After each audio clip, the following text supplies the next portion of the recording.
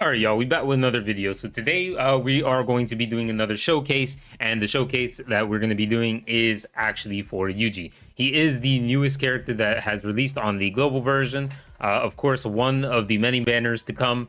Yeah, so I just figured we might as well do a showcase of him because I know many people didn't actually pull for him, and some people are still contemplating on pulling for him. So I'm gonna just put this straight out there, straight away.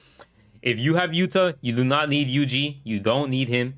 He's a good character. He's amazing. Don't get me wrong. But if you already have Yuta, no reason to pour your resources into another red DPS character, right? So anyways, let's get right into it and actually talk about the character and why I think this character is actually a phenomenal unit overall. So here we have Drip Yuji. So Drip Yuji, he's a little bit different than other characters. Now, he is an attacker character, naturally. He is going to be doing DPS, but he's more so inclined to being more so a boss killer, right? While also providing utility for your team with some of his skills. Now, obviously, he has his ult, and his ult does a tremendous amount of damage, bro, while increasing his damage dealt for physical technique for 3 turns. So overall, already good, and it also has a guaranteed Black Flash, making his special insanely powerful because he can hit even higher numbers than Yuta just because he can Black Flash. Now, let's actually talk about his kit and why I think this character is actually phenomenal. So, we have his first skill. His first skill is going to be Fist of Cursed Energy, which consumes 0 energy, and it's going to deal melee physical damage, essentially 167% to one enemy. Nothing crazy there, standard attack. Then we have skill 2, which is Let's Do Our Best, which is a very nice utility effect for your team. There's not going to be a lot of times where you're going to be using it, but it definitely helps a lot. So this is going to apply 50% crit rate increase to yourself for 3 turns, so you'll be able to proc a higher chance of critting, although I don't think you're going to be using this that too often because we'll talk about it in a sec. And then you're also going to be providing 44% break damage increase to all allies for a total of 2 times in 3 turns. So you're going to be mainly using this when you're actually going to be wanting to break the enemy. Now, the crit rate is very nice, but the reason why we don't care too much about the crit rate is because of his third skill. His third skill is Flying Kick, which consumes 20 cursed energy, and then it deals melee physical damage to the targeted enemy or enemies equal to 306% of physical technique. You're probably wondering, well, this is just a damaging skill. Well, the second part is what makes it valuable. Applies 31%, keep in mind this is level 8, 31% physical technique increase to self for 4 turns, which means it's stackable. All you got to do is just keep using this same skill, right? So you're already getting an increase in overall damage output instantly. So like I said, he's definitely going to be able to hit higher numbers than Yuta just because he is going to be buffing his own damage. You're going to have buffers on the team buffing his damage. And then on top of that, his ult is a guaranteed Black Flash. So yeah, he definitely can put higher numbers. The only drawback is, of course, his ult is mainly going to be, not like AoE as big as as Yuta's. Now, on top of that, just factoring in the fact that, he's going to be applying physical buff to himself, he's also going to be recovering ult gauge as well. And keep in mind, when you're also using the skill on top of that, you're going to get gold ult gauge just from using your skill.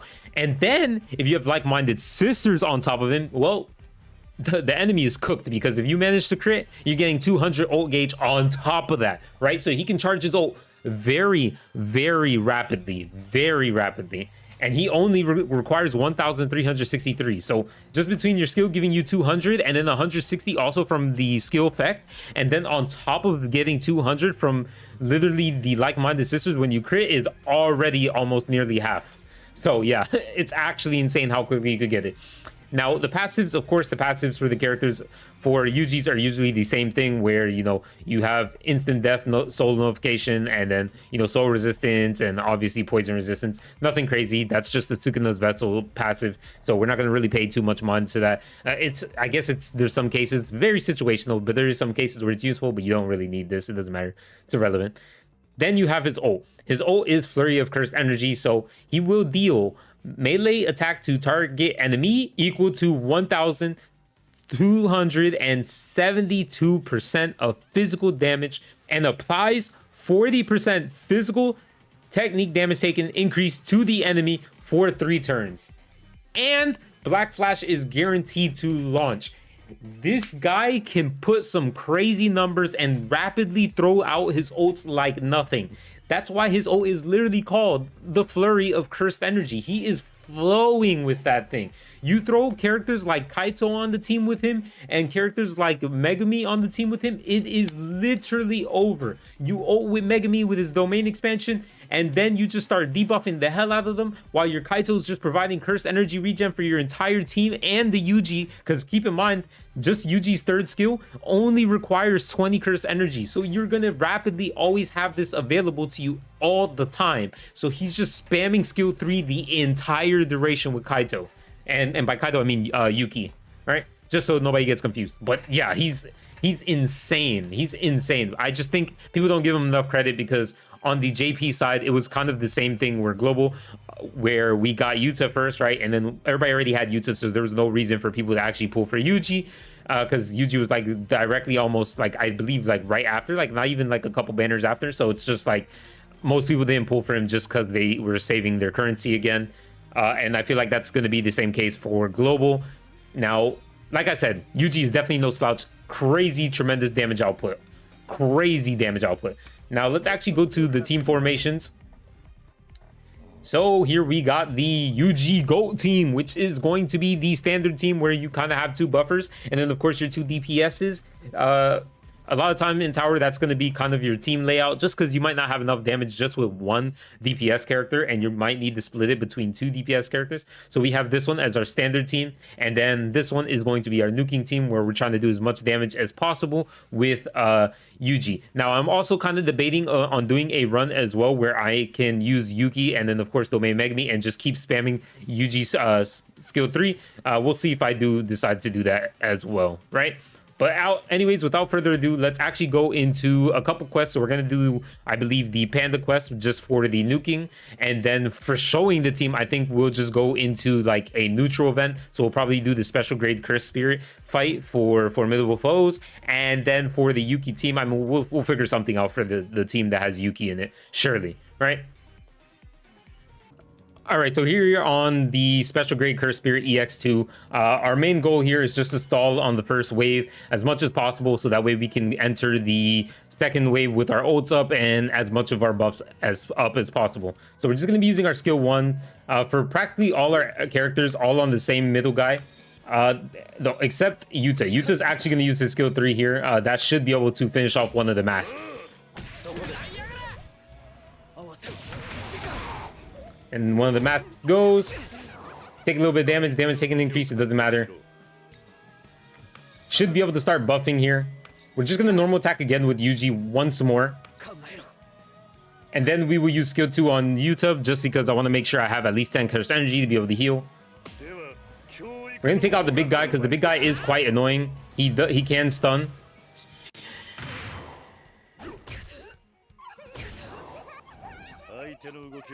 So buff again, and then now we'll just start using skill 3, and I'll use our skill 1 of Yuta because I want to make sure I don't kill these enemies too quickly.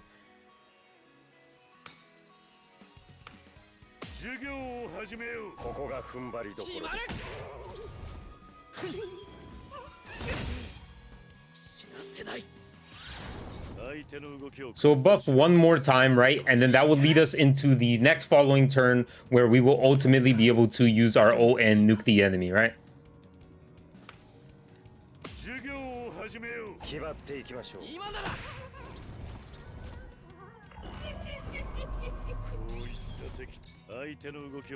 All right, so we buff here, we use our memory, and we buff again. Then we use Yuji's ult alongside the memory on the special grade Cursed Spirit in the middle, and then we will obviously use Yuta, so that way whatever's left, he'll clean it up alongside the non-standard memory.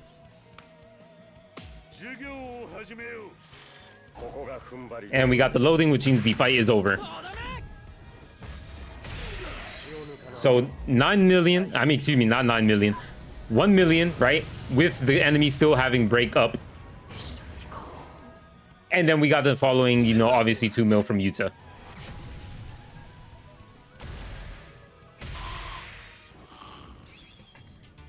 Now, of course, Yuta was definitely going to do more damage just because we had him in the position where he would be able to do all the damage after the break. If I really wanted to, I could put Yuta first. He'll break all the enemies, and then I'll do all the damage with Yuji right after. But I mean, it still served its purpose in this video, right?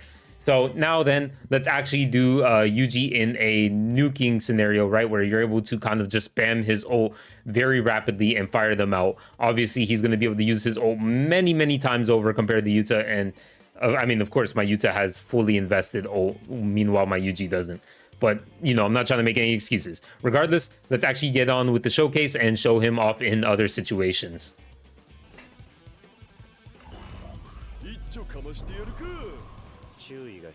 All right, we're here on Panda EX2, so let's get right in with this. I did obviously swap out Unity, as you can notice. The reason for that is because this one actually does grant us cursed energy for our entire team by 10 with a dupe in it. So I just figured, okay, for a team as heavy as this with a lot of cursed energy usage, that's definitely going to be nice to have straight off the bat. So we might as well. And on top of that, I don't really need the Unity just because Yuji is able to actually get to his ult rapidly anyways without Unity. So we just did it like that. That's fine. And we don't need anybody else's ult. Nanami's definitely would have been useful here, but I don't think we relatively need it, right? So here we're just going to buff straight away. We can buff because we're going to have plenty of curse energy. We'll buff again. We're going to do a normal attack with Momo first on Maki. And then we're going to just keep laying out skill 3s with Yuji on Maki. We should be able to break her in time.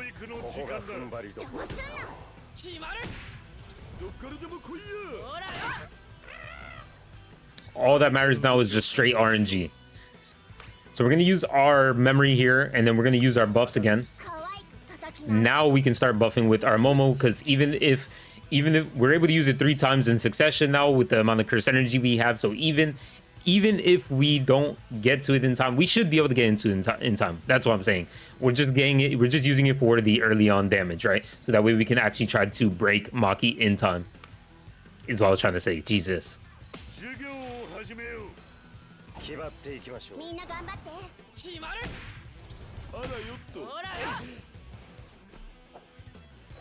And miss, then buff again, then buff. We could actually use this memory here too, because it's going to do damage for 2 turns. We should be able to crit her and break her here and do a lot of damage. So we should have our ult with this attack here.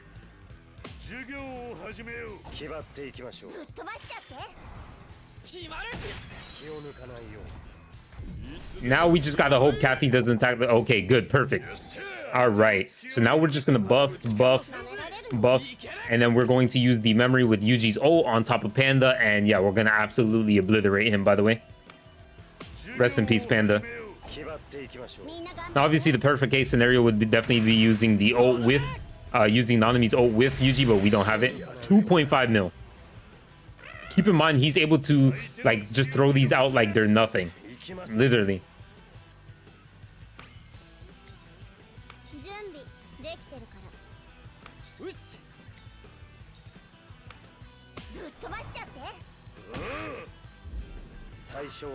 Like, once you're already built up and you ramped up, you're just going to do tons of damage. Skill 3, by the way, just 400k. You're just going to keep spamming skill 3 for the remainder of the fight.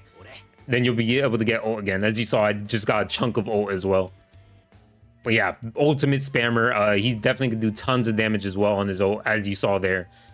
Crazy absurd amount of damage. But with the right team setup, using characters like Yuki, you definitely can maintain just spamming skill 3 the entire time.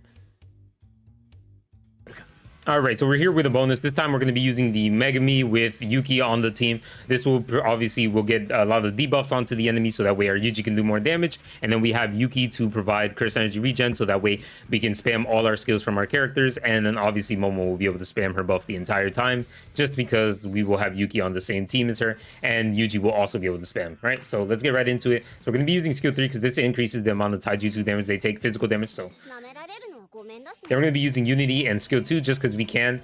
And then, of course, curse energy regen for the entire team. And then we're just going to be spamming Yuji skill 3.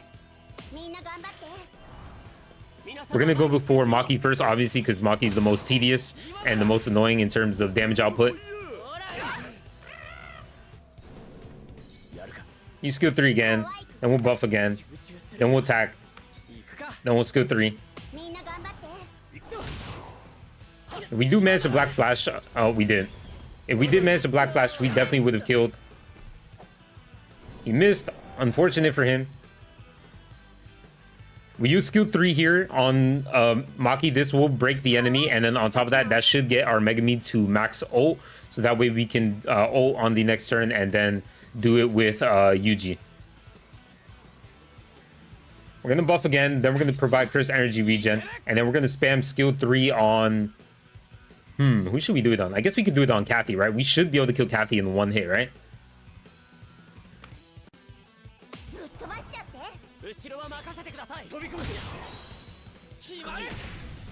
Okay, we didn't manage to break Kathy. That's okay. No worries. No worries. Now we'll just use the ult from Megami, obviously domain expansion. We'll buff again. We'll attack normally.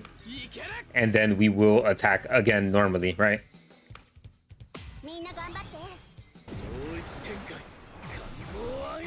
Should stun. Alright, nice. We got the stun. And we broke him. Kathy's charging up. Getting a little bit ruthless there. Now we're just going to just keep attacking the Panda with skill 1 in the back. We're going to buff.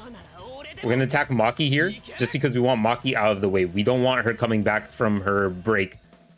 So we're going to kill her here.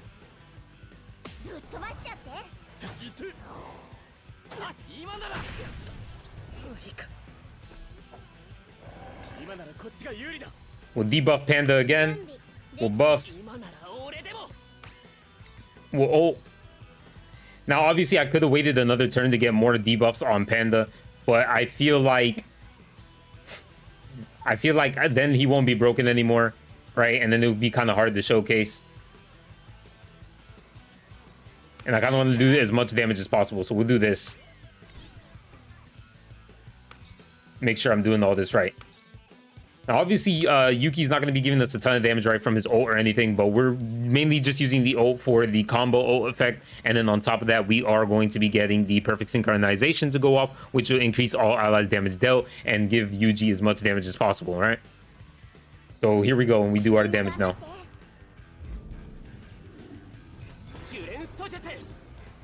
I completely forgot that he does buff, though. So we didn't even get the second debuff off, but we still managed to do 2.4 mil.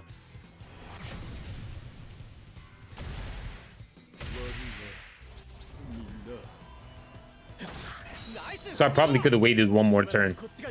It is what it is. No worries.